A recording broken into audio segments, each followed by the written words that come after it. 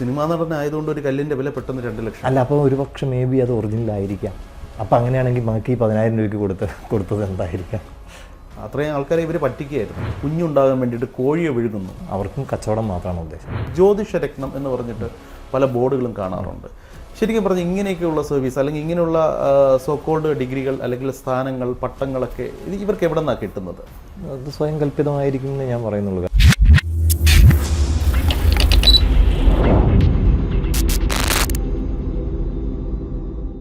ജ്യോതിഷം വിശ്വാസമാണോ ശാസ്ത്രമാണോ? ഇതുമായി ബന്ധപ്പെട്ട് പലവിധ അഭിപ്രായങ്ങൾ സമൂഹത്തിൽ നിലനിൽക്കുന്നുണ്ട്. ആനുകാലിക സംഭവങ്ങളുടെ സാഹചര്യത്തിൽ ഇതേക്കുറിച്ച് വിശദമായി പരിശോധിക്കുകയാണ് ഇന്നത്തെ ഇൻ്റർവ്യൂ. അതിഥിയായി ചേരുന്നു Shri Gopakumar. Welcome sir, welcome to interview. നമസ്കാരം. താങ്കൾ ആദ്യമായിട്ടാണെന്ന് തോന്നുന്നു ഒരു സോഷ്യൽ മീഡിയ പ്ലാറ്റ്ഫോമിൽ സംസാരിക്കാനായിട്ട് എത്തുന്നത്. അപ്പോൾ നമ്മുടെ പ്രേക്ഷകർക്കും പുതിയൊരു വ്യക്തിയാണ്. അപ്പോൾ താങ്കളെ ഒന്ന് പരിചയപ്പെടുത്താം. ശരിക്കും താങ്കളുടെ സ്ഥലം എവിടെയാണ്? ശരിക്കും ഞാൻ ജനിച്ചതും വളർന്നതും എല്ലാം കോട്ടയത്ത് പാലായി എന്ന് പറയുന്ന സ്ഥലത്താണ്. ഇപ്പോൾ ഒരു 20 വർഷമായി ഞാൻ കിളിമാനൂർ സെറ്റിൽഡാണ്. എനിക്ക് 2 MA-കളുണ്ട്. അതിൽ ആദ്യത്തെ MA തിരുപ്പതി ഒരു സംസ്കൃത യൂണിവേഴ്സിറ്റിയിൽ നിന്നാണ്. അവിടെ ജ്യോതിഷത്തിൽ MA എടുത്തു. അതിനുശേഷം കാലിക്കറ്റ് യൂണിവേഴ്സിറ്റിയിൽ നിന്ന് ഡിസ്റ്റൻസായിട്ട് ജനറൽ സംസ്കൃതത്തിൽ ഒരു MA എടുത്തു. ഇപ്പോൾ ഞാൻ PhD ചെയ്യുകയാണ് കാലടി സംസ്കൃത യൂണിവേഴ്സിറ്റിയിൽ. അത് സംസ്കൃതത്തിലാണ് ഞാൻ ചെയ്യുന്നത്. ജ്യോതിഷം പ്രാക്ടീസ് ചെയ്യുന്നുണ്ട്? തീർച്ചയായിട്ടും. കഴിഞ്ഞ ഒരു 30 വർഷത്തോളമായിട്ട് ഞാൻ ജ്യോതിഷം പ്രാക്ടീസ് ചെയ്യുന്നുണ്ട്. ശരിക്കും ആനുകാലിക സംഭവങ്ങളെല്ലാം ഓരോ ദിവസവും ഇങ്ങനെ ജ്യോതിഷവുമായി ബന്ധപ്പെട്ടിട്ടുള്ള പലവിധ ഡിബേറ്റുകൾ സമൂഹത്തിൽ നടക്കുന്നുണ്ട്.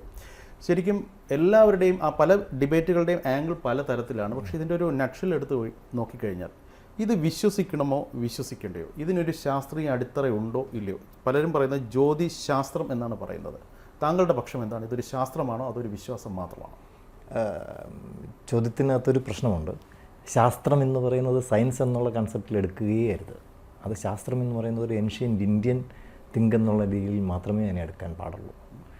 സയൻസ് എന്ന് ഉദ്ദേശിച്ചിട്ടാണ് ആ ചോദ്യമെങ്കിൽ ഇത് സയൻസ് അല്ല, അതിനെ അംഗീകരിക്കാനേ ആവില്ല.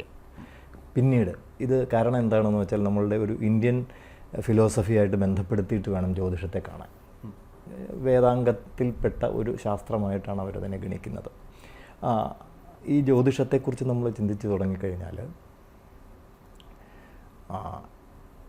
പൂർവ്വകർമ്മ സിദ്ധാന്തങ്ങളുമായിട്ട് ഇതിന് ബന്ധം വരുന്നു. കാരണം ഒരാൾ ജനിക്കുന്നതിന് മുമ്പ് തന്നെ നമുക്കൊരു പ്രീവിയസ് ബർത്ത് ഉണ്ടെന്നും ആ ജന്മത്തിൽ നമ്മൾ അനുഭവിച്ചതും ചെയ്തതുമായ നല്ലതും ചീത്തയുമായ കാര്യങ്ങളുടെ ആഫ്റ്റർ എഫക്റ്റാണ് ഈ ജന്മം എന്നുമാണ് അത് നമ്മളെ പഠിപ്പിക്കുന്നത്.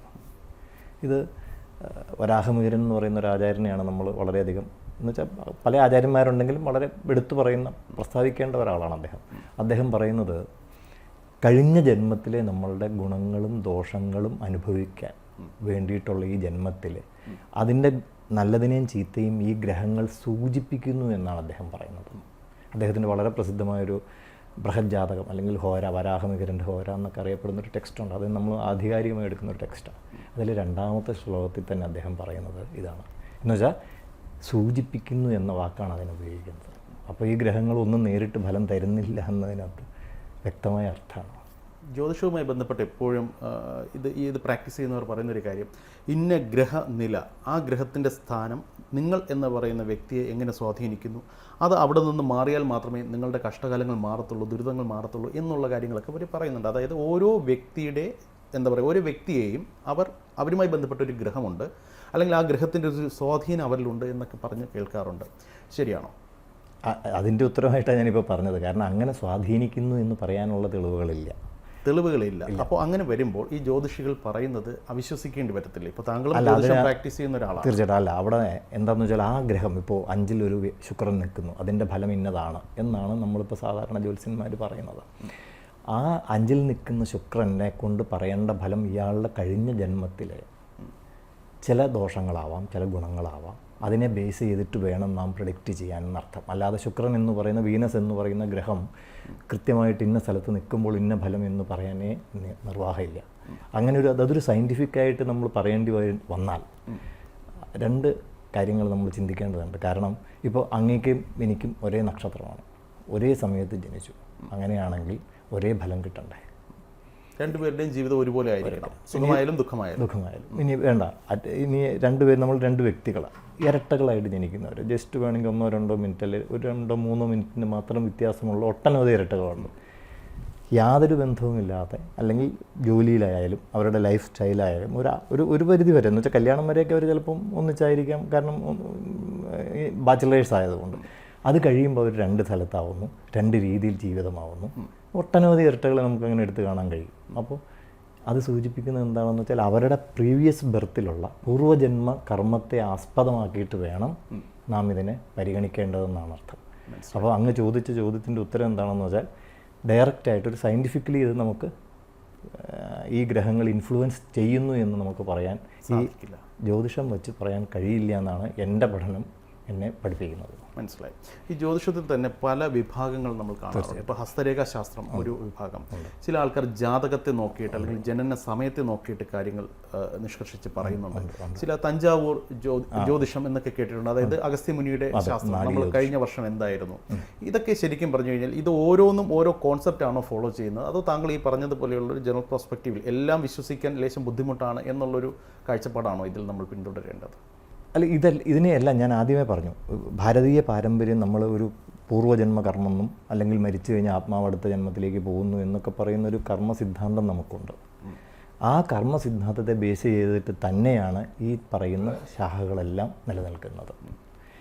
അങ്ങ് പറഞ്ഞ ഹസ്തരേഖാശാസ്ത്രത്തെക്കുറിച്ച് എനിക്ക് വലിയ അറിവില്ല, അപ്പോൾ അത് ജസ്റ്റ് ലീവ് ചെയ്തേക്കും.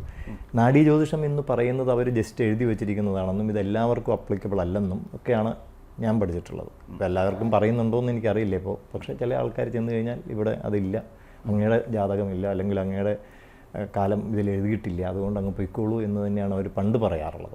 ഇപ്പോൾ എനിക്കത് സാർവത്രികമായിട്ടുണ്ടോ, ആ ചെല്ലുന്നവരെല്ലാവരെയും ഫലം പറയാറുണ്ടോ എന്ന് ചോദിച്ചാൽ എനിക്കറിയില്ല. ഇപ്പോൾ നമ്മൾ ജീവിക്കുന്ന സോഷ്യൽ മീഡിയയുടെ ഒരു യുഗത്തിലാണ്. ഈ ഒരു കാലഘട്ടത്തിൽ നമ്മൾ നോക്കിക്കഴിഞ്ഞാൽ എവിടെ നോക്കിയാലും ജ്യോതിഷികളെ കൊണ്ട് നടക്കാൻ വയ്യ എന്നുള്ളൊരു സാഹചര്യമാണ്. എസ്പെഷ്യലി ഈ പുതുവത്സര സമയങ്ങൾ, ഇപ്പോൾ ന്യൂ ഇയർ അടുക്കാറായിട്ടുണ്ട്. യൂട്യൂബ് തുറന്നു കഴിഞ്ഞാൽ നമുക്ക് എപ്പോഴും കാണാൻ കഴിയുന്നത് പുതുവർഷ ഫലം, നിങ്ങളെ കാത്തിരിക്കുന്നത് സൗഭാഗ്യങ്ങളുടെ നാളുകളാണ്, ഇന്ന നക്ഷത്രത്തിലാണോ ജനിച്ചത്, നിങ്ങളുടെ കാര്യം പോക്കാം, അല്ലെങ്കിൽ ഇനി വരുന്ന നാളുകളിൽ രാജയോഗം സിദ്ധിക്കാൻ പോകുന്നത് ഇവർക്കൊക്കെയാണ് എന്നൊക്കെ പറഞ്ഞിട്ട് കുറേയധികം പരസ്യങ്ങളെന്നോ അല്ലെങ്കിൽ വീഡിയോകളെന്നോ ഒക്കെ നമുക്ക് പറയാവുന്ന കുറേയധികം സംഗതികൾ കാണാൻ സാധിക്കും. ഇതിലൊക്കെ ശരിക്കും എന്തെങ്കിലും സത്യമുണ്ടോ? ഇതിനകത്തൊരു പകുതി സത്യവും പകുതി അസത്യവുമാണ് കാര്യങ്ങൾ. കാരണം ഒന്ന്, ഇപ്പോൾ നമ്മളൊരു 10 ഈ പറഞ്ഞ പോലെ ഫലപ്രവചനങ്ങൾ ഒരു 10 എണ്ണം എടുക്കാം. ഈ 10ലും സെയിം ആയിട്ടാണോ ഫലം പറയുന്നത് നമ്മൾ നോക്കേണ്ടതുണ്ട്. ഇപ്പോൾ അങ്ങയുടെ നാൾ അല്ലെങ്കിൽ എൻ്റെ നാൾ അശ്വതിയാണെന്ന് വിചാരിക്കുക. ഈ അശ്വതിയെക്കുറിച്ച് 10 പേരുടെ പ്രഡിക്ഷൻസ് നമ്മൾ എടുത്തു കഴിഞ്ഞാൽ ഈ 10 പ്രഡിക്ഷൻസും ഒരുപോലെ ആയിരിക്കണം. അത് ഒരിക്കലും ഈ 10 പേപ്പറുകളോ അല്ലെങ്കിൽ 10 ഓൺലൈൻ മീഡിയകളോ എടുത്തു കഴിഞ്ഞാൽ അതിൽ പറയുന്ന പ്രഡിക്ഷൻസ് 10 തരത്തിലാണ്. അതിനെ നമ്മൾ എങ്ങനെ വിശ്വസിക്കാം? ഇത് ശരിക്കും മാത്രമല്ല, ഇപ്പോൾ അങ്ങ് എന്നോടൊരു കാര്യം ചോദിക്കുകയും ആ ചോദിക്കുന്ന അവസ്ഥയിൽ അങ്ങയുടെ ഫിസിക്കൽ മെൻ്റൽ സ്റ്റേറ്റ് ഇത് ഡെഡ്ലി നീഡാണ്, ദാറ്റ് മീൻസ് ഇതിനൊരു ആൻസർ ഡെഡ്ലി നീഡാണെന്ന് തോന്നിപ്പിക്കുന്ന ഒരു ഫിസിക്കൽ മെൻ്റൽ സ്റ്റേറ്റ് ഉള്ള സമയത്ത് മാത്രം ചെയ്യേണ്ടതാണ് ഈ പ്രഡിക്ഷൻസ് എന്ന് പറയുന്നത്. അല്ലാതെ ഇപ്പോൾ ഒരാൾ വന്നു അല്ലെങ്കിൽ അത് ഈ പറയുന്ന ഓൺലൈൻ ഇതിന് വേണ്ടിയിട്ടോ അല്ലെങ്കിൽ മറ്റൊരു കാര്യത്തിന് വേണ്ടിയിട്ടോ ചെയ്യുന്നത് ശരിയാണെന്ന് എനിക്ക് തോന്നുന്നില്ല. ഇതിൽ ശരിക്കും പറഞ്ഞു കഴിഞ്ഞാൽ ഇപ്പോൾ താങ്കൾ തന്നെ നേരത്തെ പറഞ്ഞു, ഒരേ ജാതകത്തിൽ അല്ലെങ്കിൽ ഒരേ നക്ഷത്രത്തിൽ ജനിച്ച ആൾക്കാർക്ക് എല്ലാവർക്കും ഒരേ ഫലമാണ് വരേണ്ടത്. പക്ഷെ അങ്ങനെയാണെങ്കിൽ പോലും ഇപ്പോൾ ഒരു പർട്ടിക്കുലർ നക്ഷത്രത്തെ മാത്രം എടുക്കുക, താങ്കൾ പല ജനന സമയങ്ങളുണ്ടാകും. ഈ ജനന സമയവും ആളിൻ്റെ ജീവിതവുമായിട്ടൊക്കെ ബന്ധമുണ്ട് എന്നുണ്ടെങ്കിൽ ഇതെങ്ങനെ ജനറൽ പെർസ്പെക്റ്റീവിൽ ഇവർക്ക് പ്രഡിക്റ്റ് ചെയ്യാൻ സാധിക്കുന്നു എന്നുള്ളൊരു ചോദ്യം കൂടെ അതിൽ പ്രസക്തമല്ലേ? അല്ല, ജനറൽ പെർസ്പെക്റ്റീവിൽ പറയാൻ പറ്റില്ല എന്ന് തന്നെയാണ് ഞാൻ ആദ്യം പറഞ്ഞത്. കാരണം എന്താണെന്ന് വെച്ചാൽ കഴിഞ്ഞ ജന്മവുമായി ബന്ധപ്പെട്ടിരിക്കുകയാണെങ്കിൽ അത് അയാളുമായിട്ട്, ആ വ്യക്തിയുടെ കഴിഞ്ഞ ജന്മവുമായി ബന്ധപ്പെട്ടതാണ്. ഇപ്പം ഒരേ സമയത്ത് ഇപ്പോൾ ഈ 11 മണി എന്ന് പറയുന്ന ഈ സമയത്ത് ഇതേ സമയത്ത് ഒരേ സ്ഥലത്ത് ഒരേ പ്ലേസിൽ എന്ന് വെച്ചാൽ ഒരു ഹോസ്പിറ്റലിൽ നിന്ന് തന്നെ വിചാരിച്ചോളൂ ഉണ്ടാകുന്ന 2 കുട്ടികളുടെ ഒരു ഹോറോസ്കോപ്പ് എടുത്താൽ അല്ലെങ്കിൽ അവരുടെ ആഫ്റ്റർ ലൈഫ് എന്ന് പറയുന്നത് ഒരുപോലെ ആയിരിക്കുകയില്ല. അപ്പോൾ ഒരു നക്ഷത്രം ഒന്നായിരിക്കും, ലഗ്നം ഒന്നായിരിക്കും, ജനിച്ച സമയമെല്ലാം ഒന്നാണല്ലോ, ജനിച്ച സ്ഥലം പോലും ഒന്നാണ്. അങ്ങനെയാണെങ്കിൽ നക്ഷത്രം ഒന്നാണ്, ലഗ്നം ഒന്നാണ്, എല്ലാം ഒന്നല്ലേ? അപ്പോൾ സ്വാഭാവികമായിട്ടും ആ കുട്ടിക്കും ഈ കുട്ടിക്കും ഒരേ അനുഭവമല്ലേ വരേണ്ടത്? അങ്ങനെയല്ലല്ലോ നമുക്ക് അനുഭവിക്കുന്നത് പലതും. അപ്പോൾ അതിൻ്റെ അർത്ഥം എന്താണെന്ന് വെച്ചാൽ ആ കുട്ടി കഴിഞ്ഞ ജന്മത്തിൽ ചെയ്തിരിക്കുന്ന ഗുണത്തിൻ്റെയും ദോഷത്തെയും ആസ്പദമാക്കിക്കൊണ്ട് വേണം ആ ജാതകം പ്രഡിക്റ്റ് ചെയ്യുമ്പോൾ. അതുകൊണ്ടാണ് ആ ഡിഫറൻസ് സത്യത്തിൽ വരുന്നത്. നമ്മൾ പലപ്പോഴും പല കർമ്മങ്ങളുടെ കാര്യത്തിലൊക്കെ മുഹൂർത്തങ്ങൾ നോക്കാറുണ്ട്. ശരിക്കും ഇതിൻ്റെ ഒരു സാധ്യത അല്ലെങ്കിൽ ഇതിൻ്റെ ഒരു സാങ്കേതികത്വം എന്താണ്? ഇത് ശരിക്കും പറഞ്ഞു കഴിഞ്ഞാൽ ഒരു മുഹൂർത്തം നോക്കി ഒരു കാര്യം ചെയ്തു കഴിഞ്ഞാൽ അത് മംഗളമാകും എന്ന് നമുക്ക് ഉറപ്പിച്ച് പറയാനുള്ളൊരു അടിത്തറ ഇതിനുണ്ടോ? താങ്കളുടെ പക്ഷം എന്താണ്? ഇന്നിപ്പോൾ അവൈലബിളായി ചെയ്തുകൊണ്ടിരിക്കുന്ന മുഹൂർത്തമാണെങ്കിൽ ഒന്നും ശരിയാവും എന്ന് പറയാൻ നിയമമില്ല. കാരണം എൻ്റെ ഇഷ്ടത്തിന് എൻ്റെ ആഗ്രഹത്തിനനുസരിച്ചൊരു മുഹൂർത്തം ഞാൻ ഉണ്ടാക്കുകയാണ്. അപ്പോൾ എനിക്ക് എൻ്റെ മോൻ വരുന്നത് ഇത്രാം തീയതിയാണ്. ഇപ്പം ഞാൻ തന്നെ നേരിടുന്നൊരു പ്രശ്നമാണ്. കാരണം നമ്മളുടെ അടുത്ത് വന്നിട്ട് ഇത്രാം തീയതി ഞാൻ ടൗൺ ഹാൾ ബുക്ക് ചെയ്തു, അല്ലെങ്കിൽ ഞാൻ ഓഡിറ്റോറിയം ബുക്ക് ചെയ്തു, അപ്പോൾ എനിക്കൊരു സമയം വേണം. ഇങ്ങനെയാണ് ആൾ പറയുക. പക്ഷേ നമ്മൾ എക്സാക്റ്റായിട്ടൊരു ടൈം എടുത്ത് ചെയ്യുന്നു എന്ന് പറഞ്ഞു കഴിഞ്ഞാൽ അത് ചിലപ്പോൾ ഇയർലി വൺസോ അല്ലെങ്കിൽ ഇയർലി ഒരു 4 ദിവസമോ 10 ദിവസമൊക്കെ ചിലപ്പോൾ കാണുള്ളൂ. ഒരു വർഷം ഒരു മുഹൂർത്തം ചിലപ്പോൾ വളരെ കുറവായിരിക്കും. അപ്പം നമുക്ക് വേണ്ടിയിട്ട് നമ്മൾ മുഹൂർത്തങ്ങൾ സൃഷ്ടിക്കുകയാണെന്നാണ് താങ്കൾ പറയുന്നത്. ഒരു 90%. 90%. ഓക്കെ. അപ്പോൾ ഇതിൽ ശരിക്കും പറഞ്ഞു കഴിഞ്ഞാൽ ഇതുമായി ബന്ധപ്പെട്ട് നമുക്ക് ചേർത്ത് വായിക്കേണ്ട മറ്റൊരു കാര്യമാണ് വാസ്തുശാസ്ത്രം എന്ന് പറയുന്നത്. ഇപ്പോൾ കഴിഞ്ഞ കുറേയധികം നാളുകളായി ആര് വീട് വെക്കുകയാണെന്നുണ്ടെങ്കിലും പലപ്പോഴും ബന്ധുക്കളായാലും സുഹൃത്തുക്കളായി ഉപദേശിക്കുന്ന ഒരു കാര്യമാണ്, താങ്കൾ വാസ്തു നോക്കിയിട്ടാണോ വീട് പണിതിട്ടുള്ളത്, വാസ്തു നോക്കിയിട്ടില്ലെങ്കിൽ ഇന്ന പ്രശ്നങ്ങളുണ്ട്. ഇനി അഥവാ ആരെങ്കിലും ഇതൊക്കെ ഉണ്ടാകുന്നതിന് മുൻപ് തന്നെ ഒരു വീട് വെച്ചു എന്ന് തന്നെ കരുതുക, നിങ്ങളുടെ വീട്ടിൽ വാസ്തുവിൻ്റെ ചെറിയ പ്രശ്നങ്ങളുണ്ട് കേട്ടോ, നിങ്ങൾ എത്രയും പെട്ടെന്ന് ഒരു വാസ്തു വിദഗ്ധനെ കൺസൾട്ട് ചെയ്യണം എന്നൊക്കെ പറഞ്ഞ് കേൾക്കാറുണ്ട്. ഇതിൽ എത്രത്തോളം ശരിയുണ്ട്, അല്ലെങ്കിൽ ഇത് ശരിക്കും പറഞ്ഞു കഴിഞ്ഞാൽ നമുക്ക് വിശ്വസിക്കാവുന്ന ഒരു സംഗതിയാണോ? ഈ വാസ്തു നോക്കണം, അല്ലെങ്കിൽ അത് തെറ്റാണ്, അല്ലെങ്കിൽ ആരെ കൊണ്ടെങ്കിലും ചെക്ക് ചെയ്യണം എന്നൊക്കെ പറയുന്നതിന് ആധികാരികമായി ഞാൻ പറയുന്ന ആളല്ല. പക്ഷെ വാസ്തു എന്ന് പറയുന്ന കൺസെപ്റ്റിനെ കുറിച്ച് ഞാനൊരു കാര്യം പറയാം. പ്രകൃതി അറിയാതെ വേണം നമ്മളൊരു വീട് ഇൻസ്റ്റാൾ ചെയ്യാനെന്നാണ് വാസ്തു നമ്മളെ പഠിപ്പിക്കുന്നത്. എന്ന് വെച്ചാൽ പ്രകൃതിക്ക് ഒരു ഭംഗം വരാൻ പാടില്ല, എയറിൻ്റെ സർക്കുലേഷനൊരു തടസ്സം ശരിക്കും വരാൻ പാടില്ല. അതുകൊണ്ടാണ് നമ്മൾ പണ്ട് കാലത്ത് ഈ പക്ഷികൾ കയറുന്ന വീട് നല്ലതാണെന്ന് എന്നുവെച്ചാൽ ചില നാരായണക്കിളി പോലത്തെ ചില പക്ഷികൾ വീട് കെട്ടി താമസിക്കുന്ന വീടുകൾ നല്ലതാണെന്നൊക്കെ നമ്മൾ പണ്ട് പറയാറുള്ളത്. കാരണം പക്ഷികളൊരു വീടിനകത്തേക്ക് കയറണമെങ്കിൽ ആ എയർ സർക്കുലേഷന് ആ എയറിൻ്റെ ഫ്ലോ കൊണ്ട് അറിയാതെ കയറിപ്പോകുന്നതാണ്. അപ്പോൾ അവിടെ എയർ ഫ്ലോ വളരെ ക്ലീൻ ആണെന്നും അത് പക്ഷികൾക്ക് പോലും ഒരു തടസ്സമുണ്ടാക്കാത്ത രീതിയിൽ അവിടെ ഫ്ലോ ചെയ്യുന്നുണ്ടെന്നുമാണ് അത് സൂചിപ്പിക്കുന്നത്. അങ്ങനത്തെ ഫ്ലോ ഉള്ളിടത്ത് നമ്മൾ താമസിക്കുമ്പോൾ നമുക്ക് ഫിസിക്കലി അല്ലെങ്കിൽ മെൻ്റലി ഒക്കെ നമ്മൾ കുറേ കൂടെ ഓക്കെ ആയിരിക്കുമെന്നും നമ്മൾ ഹെൽത്തി ആയിരിക്കുമെന്നുമുള്ള ഒരു വസ്തുതയാണ് ശരിക്കും പറഞ്ഞ വാസ്തു മുന്നോട്ട് വയ്ക്കുന്നത്. ഇന്നിപ്പോൾ പറയുന്ന ബാക്കിയുള്ള ഇപ്പം അങ്ങ് ചോദിച്ച ചോദ്യത്തിൻ്റെ എക്സാക്റ്റായ ഒരു ഉത്തരം എനിക്ക് പറയാനില്ല. കാരണം എന്താണെന്ന് വെച്ചാൽ അത് കുറേ വിശ്വാസ സംബന്ധമായ കാര്യം. വിശ്വാസം മാത്രമല്ല, ഇതെല്ലാം കുറേയൊക്കെ കൊമേഴ്ഷ്യലി ഒരു വൽക്കരിച്ചു എന്ന് വേണ്ടി പറയേണ്ടി വരും. അപ്പോൾ ഇതൊന്നും ഫോളോ ചെയ്തില്ല എന്നുണ്ടെങ്കിൽ പ്രത്യേകിച്ച് കുഴപ്പമില്ല എന്ന് ഒരാൾ പറഞ്ഞു കഴിഞ്ഞാൽ താങ്കളുടെ അഭിപ്രായം എന്താണ്? ഇത് നോക്കാത്ത എത്ര പേർന്നോ ജീവിക്കുന്നുണ്ട് ലോകത്ത് എന്നുള്ളതല്ലേ എൻ്റെ ഉത്തരം. നമ്മളിപ്പോൾ ഈ വിശ്വാസമുള്ള ഒരു 40 പേരെ എടുത്താൽ വിശ്വാസം ഇല്ലാത്ത ഒരു 30 പേരെങ്കിലും നമുക്ക് വീണ്ടും കാണിക്കാനാവില്ലേ?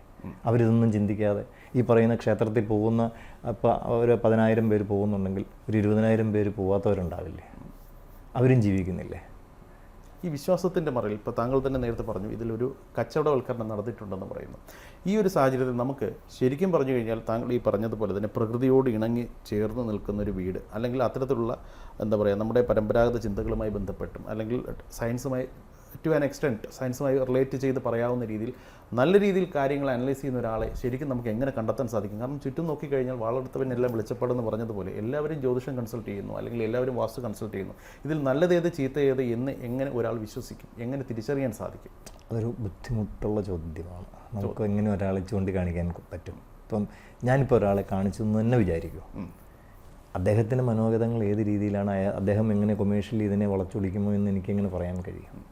പിന്നെ ഒരു പരിധിവരെ നമ്മളുടെ അപ്രോച്ചുകളിൽ നിന്നും, അല്ലെങ്കിൽ ഇപ്പം എനിക്ക് വ്യക്തിപരമായി അറിയുന്ന 1-2 പേരുണ്ട്, അവർ ചിലപ്പോൾ മോശക്കാരായിരിക്കണം എന്നില്ല. പക്ഷേ ഇതെല്ലാവരെയും നമുക്ക് എങ്ങനെ ചൂണ്ടിക്കാണിക്കാൻ കഴിയുമെന്നുള്ളതൊരു വിഷയമല്ലേ? വിഷയമാണ്. നമുക്ക് കൃത്യമായിട്ട് പറയാൻ സാധിക്കില്ല. അതും ഒരു വിശ്വാസത്തിൻ്റെ അടിസ്ഥാനത്തിൽ മാത്രം. ഇന്ന ആളെ പോയി കണ്ടു കഴിഞ്ഞാൽ അയാളുടെ പ്രഡിക്ഷൻ കൃത്യമായിരിക്കും എന്നുള്ളൊരു വിശ്വാസം മാത്രമാണ് നമ്മൾ നയിക്കുന്നത്. അത്രേ ഉള്ളൂ. ഓക്കെ. ഇപ്പോൾ കഴിഞ്ഞ കുറച്ച് നാളുകളായിട്ട് കേൾക്കുന്ന ഒരു കാര്യം, നമ്മുടെ കുട്ടികൾ ഇത് എന്താ പറയുക, ചന്ദ്രനിൽ വരെ മനുഷ്യൻ കാലുകുത്തി അല്ലെങ്കിൽ ചൊവ്വയിലേക്ക് പോകുന്നതിനെക്കുറിച്ച് ചൊവ്വ പരിവേഷണത്തിൽ വളരെ ബഹുദൂരം മുന്നേറിയ ഒരു സമൂഹത്തിലാണ് നമ്മളിപ്പോൾ ജീവിക്കുന്നത്. ഈ ഒരു സാഹചര്യത്തിൽ നമ്മൾ സയൻസിനെ കുറിച്ച്, അതായത് സോക്കോൾഡ് ശാസ്ത്രത്തെക്കുറിച്ച് മാത്രം ചിന്തിക്കേണ്ട യുവതലമുറയെ ശാസ്ത്രത്തിൻ്റെ വഴിയെ നയിക്കേണ്ട ഒരു സയൻറ്റിഫിക് ടെമ്പറിനെ കുറിച്ച് പലരും നമ്മുടെ ഭരണാധികാരികൾ പോലും സൂചിപ്പിക്കാറുണ്ട്. ഈ ഒരു സാഹചര്യത്തിൽ എന്താ പറയുക, ഈ പറയുന്ന നമ്മുടെ ഭാരതീയ ചിന്താഗതികളുടെ ഭാഗമായിട്ടുള്ള അല്ലെങ്കിൽ പുരാണങ്ങളുടെയും വിശ്വാസങ്ങളുടെയും ഭാഗമായിട്ടുള്ള കാര്യങ്ങൾ മുറുകെ പിടിക്കുന്നത് ശരിയല്ല എന്നൊരു വാദഗതി ചിലയിടങ്ങളിൽ നിന്നും ഉയരുന്നുണ്ട്. താങ്കൾക്ക് എന്ത് തോന്നുന്നു? താങ്കൾ ഈ മേഖലയിൽ നിൽക്കുന്ന ആളാണ്, എന്നിരുന്നാലും ചോദിക്കുകയാണ്. ഞാൻ പറഞ്ഞല്ലോ, നമ്മൾ ഈ ആചാരങ്ങളെന്ന് പറയുന്നത് ശരിക്കും ആചരിച്ച് കാണിക്കേണ്ട ചില ലൈഫ് സ്റ്റൈൽ സംഗതികളാണ്. ഇപ്പം ഷോഡശ സംസ്കാരം എന്ന് പറഞ്ഞ് നമ്മൾ പണ്ട് കാലം തൊട്ട് ഭാരതീയർ ആചരിച്ചിരുന്നൊരു സാധനമുണ്ട്. ഒരു കുട്ടി ജനിക്കുമ്പോൾ തൊട്ട് മരിക്കുമ്പോൾ വരെ ആചരിക്കേണ്ട കുറേ ചടങ്ങുകളാണത്. ഈ ചടങ്ങുകളെല്ലാം സിസ്റ്റമാറ്റിക്കായിട്ട് ചെയ്ത് കഴിഞ്ഞാൽ ഉണ്ടാകുന്നൊരു മെൻ്റൽ ഡെവലപ്മെൻ്റ് ഉണ്ട് നമുക്ക്. എന്ന് വെച്ചാൽ ഇതിൻ്റെ ഈ ഷോഡശ സംസ്കാരങ്ങളിൽ 8 സംസ്കാരങ്ങൾ മനസ്സംസ്കാരങ്ങൾ എന്നറിയപ്പെടുന്നത്. അപ്പോൾ അത് എന്തിനാന്ന് വെച്ചാൽ എൻ്റെ മനസ്സിൻ്റെ സ്റ്റേറ്റ് കുറെ കൂടെ ഉയർത്താനാണത് ശരിക്കും. എന്ന് വെച്ചാൽ കുറച്ചുകൂടെ ഒരു മാനുഷികമായ പരിഗണന എനിക്ക് കൂടുതലുണ്ടാവാനും ഞാൻ എന്നെപ്പോലെ തന്നെ അപ്പുറത്ത് നിൽക്കുന്ന അങ്ങയെയും പരിഗണിക്കാൻ മാത്രമുള്ളൊരു മെൻ്റൽ സ്റ്റേറ്റിലേക്ക് എന്നെ ഉയർത്താൻ വേണ്ടിയിട്ടുള്ളതാണ് ഈ സംസ്കാരങ്ങളൊക്കെ. അങ്ങനെയുള്ള സംസ്കാരങ്ങളൊക്കെ ആചരിക്കേണ്ടത് തന്നെയാണെന്നാണ് എൻ്റെ അഭിപ്രായം. ഇപ്പോൾ ജ്യോതിഷവുമായി ബന്ധപ്പെട്ട് മറ്റൊരു കാര്യം കൂടെ ചോദിക്കാനുള്ളത്, ഇപ്പോൾ ഏതൊരു ജ്യോതിഷിയെ നമ്മളിപ്പോൾ കണ്ടു കഴിഞ്ഞാൽ അദ്ദേഹം പറയുന്നത് നിങ്ങൾക്ക് ഇന്ന പ്രശ്നങ്ങളുണ്ട്, ഇന്ന കാര്യങ്ങളൊക്കെ ചെയ്തു കഴിഞ്ഞാൽ, പരിഹാരക്രിയ ചെയ്തു കഴിഞ്ഞാൽ ഒരുപക്ഷെ നിങ്ങളുടെ പ്രശ്നങ്ങളെല്ലാം മാറിക്കും. ഒരുപക്ഷെ ഇന്ന് ജ്യോതിഷികൾ പൊതുവേ പറയാറില്ല, മാറും എന്ന് തന്നെയാണ് പലരും പറയാറുള്ളത്. എല്ലാവരെയും ജനറൽ പെർസ്പെക്റ്റീവ് പറയുന്ന കാര്യമല്ല, പക്ഷേ പലരും അങ്ങനെ പറയാറുണ്ട്. പലരും ഈ പറയുന്ന പോലെ കല്ലുകളുമായി ബന്ധപ്പെട്ടിട്ടുള്ള ചില കാര്യങ്ങൾ, ഇപ്പോൾ ഞാനും ഒരു വിശ്വാസിയാണ്, ഞാനും ഒരു അത്തരത്തിലൊരു നക്ഷത്രവുമായി ബന്ധപ്പെട്ടിട്ട് ഒരു കല്ല് ധരിച്ചിട്ടുണ്ട്, അങ്ങനെ ഒരു വ്യക്തി തന്നെയാണ്. പക്ഷേ എന്നിരുന്നാൽ പോലും മറ്റ് പ്രേക്ഷകരിൽ എല്ലാവരും അങ്ങനെ ചിന്തിക്കുന്നവരാകണമെന്നില്ല, അവർക്ക് പലർക്കും ഇതിൻ്റെ സാങ്കേതികത്വം എന്താണെന്ന് അറിയണമെന്നില്ല. അതുകൊണ്ട് ചോദിക്കുകയാണ്, ജന്മനക്ഷത്രം അല്ലെങ്കിൽ ഒരു വ്യക്തി അദ്ദേഹത്തിൻ്റെ ജാതക സംബന്ധമായ പ്രശ്നങ്ങൾ മാറാനായിട്ട് ഈ കല്ലുകൾ അത്തരത്തിലുള്ള സംഗതികൾ ധരിക്കുന്നത് കൊണ്ട് എന്താണ് പ്രയോജനം, അല്ലെങ്കിൽ എന്തെങ്കിലും പ്രയോജനമുണ്ടോ? താങ്കളുടെ പക്ഷം എന്താണ്? അതിന് ഞാനൊരു കഥ പറയാം. എന്നെ കാണാൻ വരുന്ന എൻ്റെ ഒരു ബന്ധു, അദ്ദേഹം ഒരു സിനിമാ നടനാണ്. അദ്ദേഹത്തിൻ്റെ മോളുടെ ആവശ്യത്തിന് വേണ്ടിയാണ് എന്നെ കാണാൻ വന്നുകൊണ്ടിരുന്നത്. അപ്പോൾ ഞാൻ ഈ കല്ല് സജസ്റ്റ് ചെയ്യാറുണ്ടായിരുന്നു ആ സമയങ്ങളിൽ, ഇപ്പോൾ ചെയ്യാറില്ല. അതിന് ശേഷമാണ് ആ ഇൻസിഡൻ്റാണ് ഞാനിപ്പോൾ പറയുന്നത്. ഞാൻ അദ്ദേഹത്തിന് ഒരു കല്ല് എഴുതി കൊടുത്തു. ഞാൻ പറഞ്ഞു, എനിക്കറിയുന്ന 2-3 കടകൾ അവരായിരിക്കും കുറച്ച് ബെറ്ററായി ചെയ്തു തരുന്നത് എന്ന് പറഞ്ഞ് ഞാൻ വലിയൊരു ഷോപ്പിൻ്റെ പേര് ഞാൻ പറയാൻ ഉദ്ദേശിക്കുന്നില്ല, അവരെയാണ് പറഞ്ഞു വിട്ടത്. ഇത് പറഞ്ഞു വിട്ടു. ഞാൻ ഈ വിഷയം ഞാൻ മറന്നു. 1 മാസം കഴിഞ്ഞപ്പോൾ അദ്ദേഹം എന്നെ വിളിക്കുന്നു, എടോ ഞാൻ ഇന്ന സ്ഥലത്തിരിക്കുന്നു, നീ ജുവലറി ഇരിക്കുകയാണ്, നീ ഏത് കല്ലാണ് പറഞ്ഞു? ഞാൻ പറഞ്ഞു ഇന്ന കല്ലാണ്. ഓക്കെ, ഇത്രയും വേണോ നീ പറയുന്ന അത്ര? ഞാൻ പറഞ്ഞു എന്ത് പറ്റി ചേട്ടാ, എന്താ പ്രശ്നം എന്ന് ചോദിച്ചു. അപ്പോൾ അദ്ദേഹം പറയണത് ഈ കല്ലിന് വില 2 ലക്ഷം രൂപയാണ്. ഒരു ജ്വല്ലറിക്കാരൻ, ജ്വല്ലറി ഉടമ പറയുകയാണ് 2 ലക്ഷം രൂപ ഒരു കല്ല്. ബിക്കോസ് അദ്ദേഹം സിനിമാ നടനാണ്. ഞാൻ പറഞ്ഞു അദ്ദേഹം ഒരു സിനിമാ നടനാണ്. അപ്പോൾ ഞാൻ ഞെട്ടി. 2 ലക്ഷം രൂപയോ? നമ്മൾ സാധാരണ പറഞ്ഞു വിട്ട 10,000 രൂപയ്ക്കും 12,000 രൂപയ്ക്കും കൊടുക്കുന്ന അവർ, ഇയാൾ ചെല്ലുമ്പോൾ ഇത് ഒറിജിനലിന് 2 ലക്ഷം രൂപയാണെന്ന് പറയണം. ഒരു സിനിമാ നടനായതുകൊണ്ട് ഒരു കല്ലിൻ്റെ വില പെട്ടെന്ന് 2 ലക്ഷം അല്ല. അപ്പോൾ ഒരു പക്ഷേ മേ ബി അത് ഒറിജിനലായിരിക്കാം. അപ്പോൾ അങ്ങനെയാണെങ്കിൽ ബാക്കി 10,000 രൂപയ്ക്ക് കൊടുത്തത് എന്തായിരിക്കാം? അത്രയും ആൾക്കാരെ ഇവർ പറ്റിക്കുകയായിരുന്നു. അല്ല, അതായിരിക്കും മേ ബി. ഞാൻ പറഞ്ഞില്ല, നമുക്കത് പറയാൻ നമ്മളത് ആ വിഷയത്തിൽ വളരെ അവഗാഹമുള്ള ആൾക്കാരല്ല. കാരണം ഈ കല്ലിൻ്റെ ഇതിൻ്റെ അകത്ത്. അപ്പോൾ അത് ഒറിജിനലാണോ സത്യമാണോ മിഥ്യയാണോ എന്നൊന്നും നമ്മൾ പിന്നെ പോയി അന്വേഷിക്കുന്നില്ല. അപ്പോൾ അതുകൊണ്ട് തന്നെ ഇതൊരു വമ്പൻ കച്ചവടമാണ് എന്നുള്ളത് കാര്യം 150% ഉറപ്പിക്കണം. അതുകൊണ്ട് തന്നെ ഞാൻ കച്ചവടത്തെ ഭയന്നിട്ട് സജസ്റ്റ് ചെയ്യുന്നില്ല. തീർച്ചയായിട്ടും. കാരണം അല്ല, അതിനകത്തൊരു പ്രശ്നം ഞാൻ പറഞ്ഞല്ലോ. ഇപ്പോൾ ഈ രത്നം എന്ന് പറയുന്നത് നമ്മൾ ഈ സ്മോൾ ഇതായിട്ട് കിട്ടിയാൽ അതിന് ഫലമുണ്ടായിക്കൊള്ളണം എന്നില്ല എന്നാണ് അപ്പോൾ അർത്ഥം. കാരണം രത്നമെന്ന് നമ്മൾ പറയുന്ന ഗോമേതകമെന്നോ അല്ലെങ്കിൽ വൈഡൂര്യമെന്നോ ഒക്കെ പറയുന്നത് പ്യുവർ രത്നമാണ്. ആ രത്നം എന്ന് പറയുന്നത് ചിലപ്പോൾ വളരെ ഹെൽപ്ഫുള്ളായിരിക്കാം, പക്ഷേ അത് പ്രിറ്റി കോസ്റ്റ്ലി ആണെന്നാണ് എൻ്റെ അർത്ഥം. ഇന്ന് ഈ പറയുന്ന 25,000 രൂപയ്ക്ക് ചിലപ്പോൾ ഇവർ നവരത്ന മോതിരം തരുന്നു എന്നൊക്കെ പറയുന്നു. ചെറിയ സ്മോളായിട്ടുള്ള ചെറിയ ലിറ്റിൽ ബിറ്റ് കണ്ണി പിടിക്കാത്ത രീതിയിലുള്ള ചെറിയ കല്ലുകൾ അതിനകത്തുള്ളത്. അതുകൊണ്ടിപ്പോൾ അത് നമുക്ക് ആവശ്യമായ എത്ര ചിലപ്പോൾ പറ്റിക്കൊള്ളണമെന്നില്ല. മനസ്സിലായി. കാരണം ഇത് ഞാൻ ഇടയ്ക്ക് മറ്റേ 3 ക്യാരറ്റോളം ഒക്കെ വേണം എന്നാണ് എന്നെ അന്ന് എൻ്റെ ഗുരുനാഥൻ പഠിപ്പിച്ചത്. ഇത് ധരിക്കണമെങ്കിൽ തന്നെ ഒരു 3 ക്യാരറ്റുള്ള ഡയമണ്ട് ആയിരിക്കണം. ഏറ്റവും ചുരുങ്ങിയത് അത്രയെങ്കിലും ഒരു വലിയ ഹെൽത്തി ആയിട്ടുള്ളൊരു പേഴ്സണ് വേണ്ടി വരും എന്നുള്ള രീതിയിലാണ് എന്നോട് അദ്ദേഹം പറഞ്ഞത്. ഇതിൻ്റെ ഒരു ടെക്നോളജി എന്താണ്? ഇതിൻ്റെ കച്ചവട സാധ്യതകൾ അല്ലെങ്കിൽ ജ്വല്ലറിക്കാരുടെ കച്ചവടം നമുക്ക് മാറ്റിവെക്കാം. ഇനിയിപ്പോൾ ജെനുവിനായിട്ട് തന്നെ ഒരു ജ്വല്ലറിക്കാരൻ ഒരു കല്ല് സജസ്റ്റ് ചെയ്തു അല്ലെങ്കിൽ കല്ല് കൊടുക്കുന്നു, ജ്യോതിഷി പറഞ്ഞനുസരിച്ച് ജ്വല്ലറിക്കാരൻ ഒരു കല്ല് കൊടുക്കുന്നു. അപ്പോൾ അത് ധരിക്കുന്ന ആൾക്ക് ഇതുകൊണ്ടൊരു റെമഡി ഉണ്ടാകണമല്ലോ, അദ്ദേഹത്തിൻ്റെ പ്രശ്നങ്ങൾ മാറാനായിട്ട്. ഇതെങ്ങനെയാണ് ഈ കല്ലിൻ്റെ ഒരു പ്രോസസ്സ് എങ്ങനെയാണ്? നമ്മളിതിനെ ഇപ്പോൾ അതിനെ നമ്മൾ ഈ പഴയ ശാസ്ത്രത്തിൻ്റെ രീതിയിൽ നിന്ന് മാറ്റിയിട്ട് പോസിറ്റീവ് എനർജി എന്നോ നെഗറ്റീവ് എനർജി എന്നോ ചിന്തിക്കേണ്ടി വരും. ഇപ്പോൾ പഴയ ജന്മത്തിൽ ഞാൻ കുറേ ദോഷം ചെയ്തു, അതിനിപ്പോൾ നമ്മൾ ഇന്ന പൂജ ചെയ്ത് കഴിഞ്ഞാൽ മാറും എന്നിവർ പറയുന്നതിൻ്റെ തന്നെ അടിസ്ഥാനം, അല്ലെങ്കിൽ ഞങ്ങൾ പറയുന്നതിൻ്റെ അടിസ്ഥാനം തന്നെ ആ നെഗറ്റീവ് എനർജിയെ അവിടെ നിന്ന് മാറ്റിയിട്ട് കുറേ കൂടെ പോസിറ്റീവ് എനർജിയെ നമ്മളവിടെ ഡിപ്പോസിറ്റ് ചെയ്യുകയാണ്. അപ്പോൾ സ്വാഭാവികമായിട്ടും എൻ്റെ ആ നെഗറ്റീവ് എന്ന് വെച്ചാൽ മോശമായിട്ടുള്ള അവസ്ഥകൾ കുറഞ്ഞിട്ട് പോസിറ്റീവായിട്ടുള്ള അവസ്ഥകൾ വരും. സോ സെയിം പ്രോസസ്സാണ് ഈ കല്ലിൻ്റെ കാര്യത്തിലുണ്ടാവുക. അപ്പോൾ നമ്മളത് ചെയ്യുമ്പോൾ നമ്മൾക്ക് വരുന്ന നെഗറ്റീവുകൾ കുറേ അവിടെ മാറിയിട്ട് അതിന് പകരം അതൊരു പോസിറ്റീവ് നമുക്ക് തരും. ആ സാധ്യതയാണ് ഇതിനകത്ത് ഉപയോഗപ്പെടുന്നത്. ആ പോസിറ്റീവ് എനർജി അവരുടെ പ്രശ്നങ്ങൾ മാറാൻ അല്ലെങ്കിൽ മറികടക്കാൻ സഹായിക്കും എന്നുള്ളതാണ് അതിൻ്റെ ഒരു കോൺസെപ്റ്റ്. ഈ സൂര്യപ്രകാശം ഇതിലൂടെ കടന്ന് അകത്തേക്ക് ചെല്ലുമ്പോൾ ഉണ്ടാകുന്നൊരു പോസിറ്റീവ് വൈബിനെ കുറിച്ച് കേട്ടിട്ടുണ്ട്, ശരിയാണോ? അതിനെക്കുറിച്ച് പറയാൻ ഞാൻ ആളല്ല, എനിക്കറിയില്ല. ഓക്കെ, ഈ കച്ചവടത്തിൻ്റെ കാര്യത്തിൽ ഇപ്പോൾ ഈ പറയുന്നത് പോലെ എല്ലാ ജ്വല്ലറിക്കാരും ഈ പറയുന്നത് പോലെ ജ്യോതിഷികളേക്ക് അവിടെ തന്നെ സ്ഥിരമായി നിയമിച്ചിട്ടോ അല്ലെങ്കിൽ പാർട്ട് ടൈമായിട്ട് ഇന്ന ദിവസം ജ്യോതിഷിയുടെ സേവനം ലഭ്യമാണ്. അപ്പോൾ ഇത്തരത്തിൽ ആരെയും വിശ്വസിക്കരുത് എന്ന് പറഞ്ഞു കഴിഞ്ഞാൽ താങ്കളുടെ അഭിപ്രായം എന്തായിരിക്കും? അതായത് ഈ ജ്വല്ലറിക്കാർ നമുക്ക് മുന്നോട്ട് കസ്റ്റമേഴ്സിന് മുന്നോട്ട് വെക്കുന്ന ഈ ജ്യോതിഷം സർവീസിൻ്റെ കാര്യമാണ് ഞാൻ ഉദ്ദേശിക്കുന്നത്. എനിക്ക് അതിനോട് ഒരു 90% വിശ്വസിക്കാൻ പറ്റില്ല എന്നാണ് ഞാൻ ഉത്തരം തരിക. മനസ്സിലായി. കാരണം അവർക്കും കച്ചവടം മാത്രമാണ് ഉദ്ദേശം. ഇപ്പം ചെല്ലുന്ന ഞാനും പങ്കും വേറെ ഇപ്പുറം നിൽക്കുന്ന നമ്മുടെ കൊളീഗ്സും എല്ലാം പോകുന്നു എന്ന് വെച്ചാൽ അവരെ സംബന്ധിച്ച് നമ്മൾ വെറും കസ്റ്റമേഴ്സ് മാത്രമാണ്. അല്ലാതെ എൻ്റെ കാര്യം 100% മാറിക്കൊള്ളണമെന്ന് അവർക്ക് യാതൊരു നിർബന്ധമില്ല. കാരണം അത് നമ്മളുടെ മാത്രം ഡ്യൂട്ടിയാണ്. സോ നമ്മൾ ഈ കാര്യങ്ങളെക്കുറിച്ച് കുറച്ചുകൂടെ അവെയറായിരിക്കുക. ഇതിനകത്ത് ഒരു 90%ഓളം പറ്റിപ്പുകളും തട്ടിപ്പുകളും കൊമേഴ്ഷ്യലൈസ്ഡ് ഫോമൊക്കെ ഉണ്ട് എന്ന് മനസ്സിലാക്കിക്കൊണ്ട് തന്നെ നിൽക്കാൻ നമ്മൾ പഠിക്കുക എന്നുള്ളത് മാത്രമേ ഇതിനകത്ത് ഒരു വഴി മുമ്പിലുള്ളൂ. ജ്യോതിഷത്തിലൂടെ എൻ്റെ പ്രശ്നങ്ങളെല്ലാം മാറും എന്നുള്ളൊരു വിശ്വാസം, അത് വെറും ഒരു വിശ്വാസം മാത്രമാണ് എന്ന് പറയുന്ന അല്ലെങ്കിൽ അങ്ങനെ ചില വാദഗതികൾ കാണാറുണ്ട്. താങ്കളുടെ വിശ്വാസം എന്താണ്, അല്ലെങ്കിൽ താങ്കളുടെ പക്ഷം എന്താണ്? ഞാൻ അതിനോട് ഫുള്ളി യോജിക്കുന്നില്ല. ഞാൻ പറഞ്ഞല്ലോ, നമ്മളെ സംബന്ധിച്ച് ഇത് കഴിഞ്ഞ ജന്മവുമായിട്ട് ബന്ധപ്പെട്ട ഒരു ആസ്പെക്റ്റിലാണ് ഞാനിതിനെ കാണുന്നത്, നമ്മളെ പഠിപ്പിച്ചിട്ടുള്ളത്. അപ്പോൾ എൻ്റെ കഴിഞ്ഞ ജന്മത്തിലുള്ള എന്തെങ്കിലും ന്യൂനതകളുണ്ടെങ്കിൽ അത് പരിഹരിക്കാനുള്ളൊരു മാർഗ്ഗമായിട്ട് തന്നെയാണ് ഞാനിതിനെ കാണുന്നത്. അപ്പോൾ എനിക്കുണ്ടാകുന്ന നെഗറ്റീവുകളെ എനിക്ക് അതുകൊണ്ട് അറിഞ്ഞ് അതിനെ പരിഹരിച്ച് മുൻപോട്ട് പോകാൻ കഴിയും എന്നാണ് എൻ്റെ ധാരണ.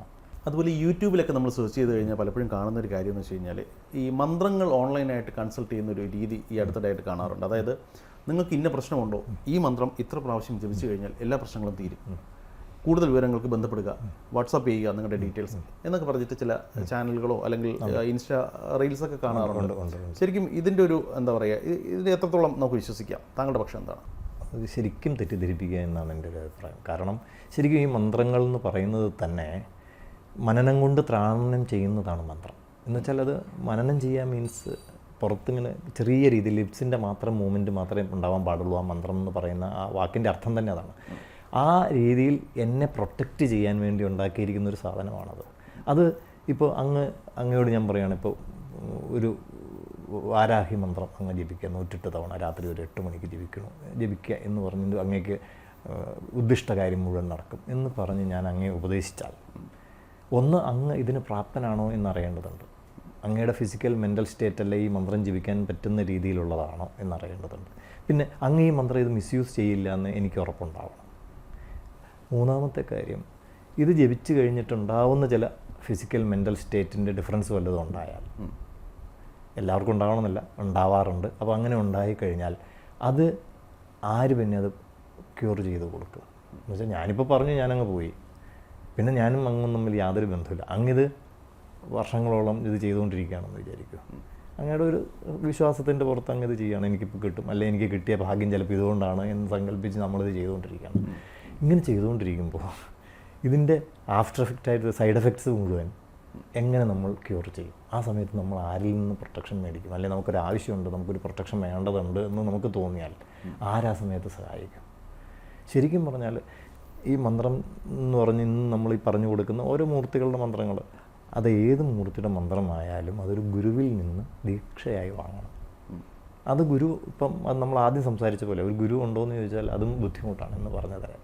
കാരണം 4 മാസം തൊട്ട് 6 കൊല്ലം വരെ ഗുരുവിൻ്റെ കൂടെ കഴിഞ്ഞതിന് ശേഷം, കൂടെ കഴിയുക മീൻസ് ഗുരുകുല സമ്പ്രദായത്തിൽ നിന്നാണെന്ന് പറയാം. എന്താണെന്ന് വെച്ചാൽ എന്നാലാണ് എനിക്ക് ഫിസിക്കൽ മെൻ്റൽ സ്റ്റേറ്റ് കൃത്യമായിട്ട് അയാളെ മനസ്സിലാക്കാൻ പറ്റുക. എന്നുവെച്ചാൽ ഉറക്കത്തിൽ പോലും ഞാൻ എങ്ങനെ റിയാക്റ്റ് ചെയ്യും ഒരു സാഹചര്യത്തോട് എന്ന് ഞാൻ ബൈഹാർട്ടായിട്ട് പഠിച്ചതിന് ശേഷമാണ് എനിക്ക് ഒരു മന്ത്രം ഒരാൾക്ക് കൊടുക്കാൻ പറ്റും. മനസ്സിലായി. ഇതൊന്നും ചെയ്യാതെ ഓൺലൈനായിട്ട് ചെയ്യുന്നത് പ്യൂർലി കച്ചവടം മാത്രമാണ്. വിശ്വസിക്കാതിരിക്കുക.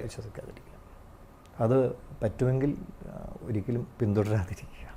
എല്ലാ സംഗതികൾക്കും ഒരു നല്ല വശമുണ്ട് എന്ന് പറയുന്നത് പോലെ തന്നെ ഒരു ദോഷവശം ഉണ്ടാവും. അപ്പോൾ താങ്കൾ ജ്യോതിഷവുമായി ബന്ധപ്പെട്ടിട്ടുള്ള താങ്കൾ കാണുന്ന അല്ലെങ്കിൽ താങ്കളുടെ സമീപനം താങ്കൾ പറഞ്ഞു, അതിന് മറുവശം അല്ലെങ്കിൽ അതിൻ്റെ കച്ചവട സാധ്യതകൾ ഉപയോഗം ചെയ്യുന്ന അല്ലെങ്കിൽ ദുരുപയോഗം ചെയ്യുന്ന ആൾക്കാരെക്കുറിച്ചും അവരുടെ ചെയ്തികളെക്കുറിച്ചും പറഞ്ഞു. പക്ഷേ ഇപ്പോൾ കഴിഞ്ഞ കുറച്ച് നാളുകളായിട്ട് ഈ വിശ്വാസത്തിൻ്റെ മറവിലുള്ള ചൂഷണങ്ങളും അതുമായി ബന്ധപ്പെട്ടുള്ള ദുരാചാരങ്ങൾ എന്ന് തന്നെ പറയാവുന്ന ഒരുപാട് വാർത്തകൾ നമ്മൾ കാണാറുണ്ട്. ഇപ്പം പത്തനംതിട്ട നരബലി ഉൾപ്പെടെയുള്ള കാര്യങ്ങൾ. ഇപ്പോൾ റീസെൻ്റായിട്ട് ഒരാൾ കുഞ്ഞുണ്ടാകാൻ വേണ്ടിയിട്ട് കോഴിയെ വിഴുങ്ങുന്നു എന്ന് ആലോചിച്ച് നോക്കുക, ഈ ശാസ്ത്രം പോയ പോക്കെ. അപ്പോൾ അങ്ങനെയുള്ള വാർത്തകൾ പോലും നമ്മൾ കേൾക്കുന്ന ഈ ഒരു സാഹചര്യത്തിലാണ് അന്ധവിശ്വാസ നിവാരണ നിരോധന നിയമം എന്ന് പറയുന്ന ഒരു സംഗതിയെക്കുറിച്ച് സർക്കാർ സംവിധാനങ്ങൾ ആക്റ്റീവായിട്ട് ആലോചിക്കുന്നത്. അതിപ്പോഴും അതിൻ്റെ ബില്ലും കരടും ഒക്കെ പരിഗണനയിലാണ്, ഇതുവരെ നിയമമായിട്ട് വന്നിട്ടില്ല. ഇങ്ങനെ ഒരു നിയമം വരികയാണെന്നുണ്ടെങ്കിൽ വന്നതിന് ശേഷം ശരിക്കും പറഞ്ഞാൽ നമ്മുടെ ഭാരതീയ പാരമ്പര്യത്തിൽ അധിഷ്ഠിതമായ നമ്മുടെ വിശ്വാസ പ്രമാണങ്ങൾക്ക് അധിഷ്ഠിതമായ പരമ്പരാഗതമായി ചെയ്തു പോരുന്ന ആ ഒരു ചെയ്ത്തുകൾ അല്ലെങ്കിൽ ജ്യോതിഷം മാന്യമായി പ്രാക്ടീസ് ചെയ്യുന്ന ഒരു രീതിക്ക് തന്നെ അത് ഭീഷണിയാകും എന്ന് വിശ്വാസികൾ ഒരു വിഭാഗം അങ്ങനെ പറയുന്നുണ്ട്. താങ്കൾക്ക് അങ്ങനെ തോന്നുന്നുണ്ട്? ഇത്തരത്തിലൊരു നിയമ സംവിധാനം വന്നു കഴിഞ്ഞാൽ ഇത് ജെനുവിനായിട്ട് പ്രാക്ടീസ് ചെയ്യുന്നവരുടെ നിലനിൽപ്പിനെ പോലും അല്ലെങ്കിൽ ഇത് വിശ്വസിക്കുന്നവർക്ക് അത് വിശ്വസിക്കാതിരിക്കാനുള്ളൊരു സാഹചര്യം സംജാതമാകും എന്ന് പറഞ്ഞു കഴിഞ്ഞാൽ താങ്കൾ യോജിക്കുമോ? തീർച്ചയായിട്ടും ഞാൻ അതിനോട് യോജിക്കുന്നില്ല. കാരണം ഈ അന്ധവിശ്വാസമായിട്ടുള്ള ഇപ്പം അങ്ങ് പറഞ്ഞ പോലെ നരബലി പോലത്തെ ഒന്നിനെയും പ്രോത്സാഹിപ്പിക്കുന്ന തരത്തിലല്ല ഈ പറയുന്ന നന്നായിട്ട് ഇത് പഠിച്ചിട്ട് പ്രാക്ടീസ് ചെയ്യുന്ന ആൾക്കാരും ഇത് ചെയ്യുന്നത്. അതെല്ലാം ഈ പറയുന്ന ഒരു തരം അറിവില്ലായ്മയും അല്ലെങ്കിൽ ആ അറിവില്ലായ്മയെ ചൂഷണം ചെയ്യാം ആൾക്കാരുടെ എന്ന് മനസ്സിലാക്കുന്ന ഒരു തരം കച്ചവട തൽപര ആ കക്ഷികളും ചെയ്യുന്ന ചില ഇത് മാത്രമാണ്. അതൊക്കെ ഈ ഇങ്ങനെ ഒരു ബില്ല് വരുന്നത് അത്യാവശ്യം നല്ലതാണ് എന്ന് തന്നെയാണ് എൻ്റെ അഭിപ്രായം. കാരണം ഇതിനകത്ത് എന്തെങ്കിലും പുഴുക്കുത്തുകളോ മോശമായിട്ട് പ്രവർത്തിക്കുന്ന ആൾക്കാരോ, കാരണം ശരിയായ രീതിയിൽ ഈ ശാസ്ത്രത്തെ പഠിച്ചിട്ട് ചെയ്യുന്നവരാരും തന്നെ ഇത് മിസ്യൂസ് ചെയ്യുന്നില്ല എന്നാണ് ഞാൻ ധരിച്ചിട്ടുള്ളത്. എനിക്കറിയുന്ന ഒട്ടനവധി പേര് അങ്ങനെയുണ്ട് താനും. അപ്പോൾ അവരതിനെ കച്ചവടത്തിൻ്റെ കണ്ണിൽ പോലും കാണുന്നില്ല. എന്നുവെച്ചാൽ അവർ പഠിച്ചു, ഒരു വിഷയം പഠിച്ചു, അത് എനിക്ക് ഒരാൾ എന്നെ അടുത്ത് വരുമ്പോൾ അയാളെ സഹായിക്കാൻ ഉപയോഗിക്കണമെന്നല്ലാതെ അതിനെ മറ്റൊരു കണ്ണിൽ കാണുന്നവരല്ല അവരാരും. പിന്നെ ഇന്നിപ്പം കാണുന്ന പോലെ ഇപ്പം അങ്ങ് പറഞ്ഞ പോലെ പേര് വെച്ചിട്ടിരിക്കുന്ന ആൾക്കാരെല്ലാം ഇത് പഠിച്ചിട്ടുള്ളവരാണ് എന്നൊന്നും അതിന് ഉറപ്പില്ല. ഒരു പേര് കിട്ടാനോ പേര് വയ്ക്കാനോ ഇപ്പോൾ ജോത്സ്യൻ എന്ന് പറഞ്ഞത് പേര് വെച്ച് കഴിഞ്ഞാൽ ആരും ക്വസ്റ്റ്യൻ ചെയ്യുന്നില്ലല്ലോ ഇത് എവിടെ നിന്ന് കിട്ടിയെന്ന്. പലപ്പോഴും ഒരു സംശയം തോന്നുന്ന ഒരു കാര്യം എന്ന് വെച്ച് കഴിഞ്ഞാൽ നമ്മൾ എന്താ പറയുക, ഈ ഗാനഭൂഷണം സോ ആൻഡ് സോ, ഗാനഭൂഷണം സോ ആൻഡ് സോ, അല്ലെങ്കിൽ എന്നൊക്കെ ഇപ്പോൾ നാട്യമയൂരം എന്നൊക്കെ പറഞ്ഞുള്ള തസ്തികൾ കേട്ടിട്ടുണ്ട്. ഇതൊക്കെ എവിടെ നിന്നാണ് കൽപ്പിച്ച് കിട്ടുന്നത് എന്നുള്ളത് കൃത്യമായ ധാരണയില്ല. അതേപോലെ തന്നെ ജ്യോതിഷരത്നം എന്ന് പറഞ്ഞിട്ട് പല ബോർഡുകളും കാണാറുണ്ട്. ശരിക്കും പറഞ്ഞാൽ ഇങ്ങനെയൊക്കെയുള്ള സർവീസ് അല്ലെങ്കിൽ ഇങ്ങനെയുള്ള സോക്കോൾഡ് ഡിഗ്രികൾ അല്ലെങ്കിൽ സ്ഥാനങ്ങൾ, പട്ടങ്ങളൊക്കെ ഇവർക്ക് എവിടെ നിന്നാണ് കിട്ടുന്നത്? അത് സ്വയം കൽപ്പിതമായിരിക്കും എന്ന് ഞാൻ പറയുന്നുള്ളൂ. കാരണം ഇതൊക്കെ ആര് കൊടുക്കുന്നു? ബ്രഹ്മശ്രീ, പൂജനീയ, സോ ആൻഡ് സോ, ബ്രഹ്മശ്രീ, ജ്യോതിഷരത്നം, ജ്യോതിഷ മാമാങ്കം, ഇത്തരത്തിലുള്ള ഇതൊക്കെ ശരിക്കും തട്ടിപ്പാണെന്നാണോ പറയുന്നത്? അല്ലെങ്കിൽ അവർ തട്ടിപ്പെന്ന് ഞാൻ പറയുന്നില്ല, ഞാൻ പറഞ്ഞല്ലോ എനിക്ക് അല്ലെങ്കിൽ അവരുടെ കയ്യിൽ അതിൻ്റെ സർട്ടിഫിക്കറ്റുകളോ അല്ലെങ്കിൽ മറ്റെന്തെങ്കിലോ കാണേണ്ടതാണ്. കാരണം നമ്മളൊരു സ്ഥാനം എനിക്കിപ്പോൾ ഒരാൾ തന്നു കഴിഞ്ഞാൽ, ഇപ്പോൾ ഞാൻ ആചാര്യ എന്ന ഒരു സ്ഥാനം ഡിഗ്രി എൻ്റെ പേരിൻ്റെ കൂടെ വച്ചാൽ, ആചാര്യ എന്ന് പറയുന്ന ആക്ച്വലി ഒരു കോഴ്സുണ്ട്. അപ്പോൾ ആ കോഴ്സ് ഞാൻ പാസ്സായതിൻ്റെ സർട്ടിഫിക്കറ്റ് എൻ്റെ കയ്യിലുണ്ടാവണം. ജ്യോതിഷരത്നം എന്ന് പറയുന്ന ഒരു തസ്തിക എവിടെയെങ്കിലും കൊടുക്കുന്നുണ്ട്? അല്ലെങ്കിൽ അങ്ങനെ ഒരു പട്ടം? ജ്യോതിഷരത്നം എന്നല്ല, മറ്റെന്തോ ഒരു പേര്, അങ്ങനെ ഭൂഷണം എന്ന് പറയുന്ന എന്തോ ഒരു 3 മാസത്തെ കോഴ്സ് ഇവിടെ ഒരു തിരുവനന്തപുരത്ത് ഒരു ജ്യോതിഷ പ്രചാര സഭ എന്നൊക്കെ പറഞ്ഞിട്ട് കുറേ പേര് ചേർന്ന് അങ്ങനെ എന്തോ ചെയ്യുന്നു എന്ന് സംശയമുണ്ട്. നല്ല രീതിയിൽ പ്രാക്ടീസ് ചെയ്യുന്ന ആരെയും പരിഹസിക്കുന്നില്ല കേട്ടോ. അത് എല്ലാവരും നല്ല രീതിയിലാണ് ചെയ്യുന്നതെങ്കിൽ നല്ല രീതിയിൽ തന്നെ നടക്കട്ടെ, അതിനെ അംഗീകരിക്കുന്നു, അവരുടെ വിശ്വാസത്തെ അംഗീകരിക്കുന്നു, മാനിക്കുന്നു. പക്ഷേ ഒരുപാട് തട്ടിപ്പുകാരുണ്ട് എന്നുള്ളതാണ് ഇതിലൊരു വിഷയം എന്ന് പറയുന്നത്. മാത്രമല്ല ഈ ഒരു തസ്തികകളാണ് എപ്പോഴും മനുഷ്യനെ ഒന്ന് കൺഫ്യൂസ്ഡ് ആക്കുന്നത്. ഇപ്പോൾ ഈ ഒരു അന്ധവിശ്വാസ നിവാരണ നിരോധന നിയമം വന്നു കഴിഞ്ഞാൽ ഈ പറയുന്ന ഈ സ്ഥാനപ്പേരുകളെല്ലാം മാറിക്കിട്ടും എന്ന് പറഞ്ഞു കഴിഞ്ഞാൽ താങ്കൾ യോജിക്കുന്നു? അല്ലെങ്കിൽ അങ്ങനെ മാറുമെന്ന് കരുതുന്നുണ്ടോ? അല്ല, അത് ആ നിയമം നിലവിൽ വന്ന് അത് നടപ്പിലാവുന്ന അവസ്ഥയ്ക്കനുസരിച്ച് മാത്രമേ അതിനകത്ത് എന്താണ് പറഞ്ഞിട്ടുള്ളതെന്നുള്ളതും എന്നാലേ നമുക്കറിയുള്ളൂ, മനസ്സിലാവണം. പക്ഷേ ഒരു കാര്യമുണ്ട്, അത് നേരായ രീതിയിൽ നടപ്പാകുന്ന അങ്ങ് പറഞ്ഞതുപോലെ ഞാനും അതിനെ സ്വാഗതം ചെയ്യുകയാണ്. കാരണം എന്താണെന്ന് വെച്ചാൽ അങ്ങനെയാണെങ്കിൽ ഈ പുഴുക്കുത്തുകൾ കുറേ മാറി കിട്ടുമെങ്കിൽ അത് നല്ലത് തന്നെയാണ്. കാരണം ഇതിൻ്റെ തനതായ ശാസ്ത്രത്തെ കൈകാര്യം ചെയ്യുന്ന കുറേ ആൾക്കാർക്കത് ബെനിഫിറ്റ് ആവും. കാരണം അവരാണ് ഇതിൻ്റെ ശരിയായ ആൾക്കാരെന്ന് നാട്ടുകാർക്ക് തെളിയാൻ, അല്ലെങ്കിൽ നമ്മുടെ ഈ വിശ്വാസികൾക്ക് തെളിയാൻ ഒരു അവസരം കൂടെ കിട്ടുകയാണ് ഇങ്ങനത്തെ ഒരു ബില്ല് മര്യാദയ്ക്ക് വന്നു കഴിഞ്ഞാൽ. ഈ കേരളത്തെക്കുറിച്ച് എപ്പോഴും പറയുമ്പോഴേ എല്ലാവരും പറയുന്നത് പ്രബുദ്ധ കേരളം എന്നാണ് പറയുന്നത്. പ്രബുദ്ധരാണ് കേരളം. പക്ഷേ ഇതേ കേരളത്തിൽ തന്നെയാണ് നരബലി നടക്കുന്നത്. ഒരാളെ തട്ടിക്കൊണ്ട് വന്നിട്ട് പീഡിപ്പിക്കുന്നു, കുഴിച്ചിടുന്നു, ഈ പറയുന്ന പോലെ കോഴിയെ വിഴുകുന്നു, കുഞ്ഞുണ്ടാകാൻ കോഴിയെ വിഴുകുന്നു. ഇങ്ങനെയുള്ളതൊക്കെ കേരളത്തിൽ നടക്കുന്നു, അല്ലെങ്കിൽ ഇത്തരം സംഭവങ്ങൾ കേരളത്തിൽ നടക്കുന്നു എന്ന് പറയുമ്പോൾ താങ്കൾക്ക് എന്ത് തോന്നുന്നു? എന്തുകൊണ്ടാണ് മലയാളി ഇങ്ങനെ ചിന്തിക്കുന്നത്? ശരിക്കും അങ്ങ് ആദ്യം പറഞ്ഞ വാക്ക് പിൻവലിക്കേണ്ടി വരും. പ്രബുദ്ധത എന്നൊക്കെ പറയാൻ കഴിയുമോ എന്നറിയില്ല ഇതിന്. കാരണം എന്താണെന്ന് വെച്ചാൽ നരബലി മാത്രമല്ല, വിശ്വാസം മാത്രമല്ല, ഇപ്പം മാഞ്ചിയം, ആട് വളർത്തൽ എന്നൊക്കെ പറയുന്ന രീതിയിലുള്ള ഓരോ തട്ടിപ്പ് പ്രസ്ഥാനങ്ങൾ എന്തു വന്നാലും അത് വിജയിക്കുന്നൊരു സ്ഥലമായിട്ട് കേരളം മാറിയിട്ടുണ്ട്. അപ്പോൾ സ്വാഭാവികമായിട്ട് ഈ ആൾക്കാരുടെ അറിവില്ലായ്മയെ ചൂഷണം ചെയ്യാമെന്ന് കൃത്യമായിട്ട് അറിയുന്ന കുറേ ആൾക്കാർ എല്ലാ മേഖലകളിലും ഉണ്ട് എന്നാണ് ഇപ്പോൾ അതിൻ്റെ അർത്ഥം. അത് ഈ രംഗത്തുണ്ട്, വളരെ ശക്തമായിട്ടുണ്ട്. കരുതിയിരിക്കുക, വിശ്വാസങ്ങളെ കാത്തു സൂക്ഷിക്കുക, വിശ്വാസമുള്ളിടത്ത് മാത്രം വിശ്വാസം അർപ്പിക്കുക. തീർച്ചയായിട്ടും, അത്രയേ ഉള്ളൂ. തീർച്ചയായിട്ടും. നോക്കാം. നന്ദി.